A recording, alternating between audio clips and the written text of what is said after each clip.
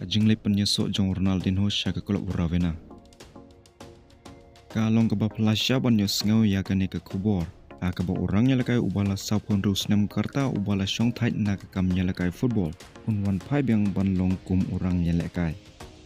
Teh oi kalong ka jing shisha ba Ronaldinho ulai sok bat ka Ravenna FC ke klub kebai lakai haka Serie C ha ka football ha Italy.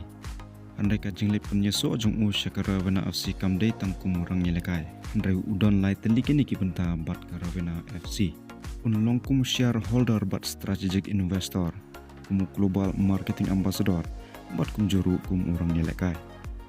Shareholder and strategic investor hani kemud ba Ronaldinho.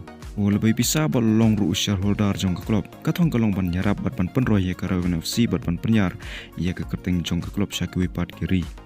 Global Marketing Ambassador hang ni kemud ba Ronaldinho unlong ru unong mikmat pajba jong ka Ravenna FC ha ka pertai ban penyar ya ka brand bat kecingnya de jong ke klub bat ki pajba ha ka leng ka pertai ka benta ke balai ha ka jinglong kum urang yelkai ka klub kala ban pen iu Hamadan ha ka we ka jing lekai la daki kendon bat ka jinglong jong u kibit ka klub ka kuat ba Ronaldinho un yelkai tangkat tu kat ne minit ha ka we na ki jing lekai official bat na ka liang Ronaldinho ru lada ula u kuat ban tep ya ka gol ka bakat du jong u ha ka professional career jong u nda ka jasi jong ka Ravenna te kenang bangin syai ba ka jingwan jong Ronaldinho sya Ravenna kamdai ba unlong u player uban yelkai regular ha ka season andai saisin ka penta ka bakongsan kalong ba ka kam jong Ronaldinho ha Ravenna kalong kambun ha ka executive ha ka investment bat marketing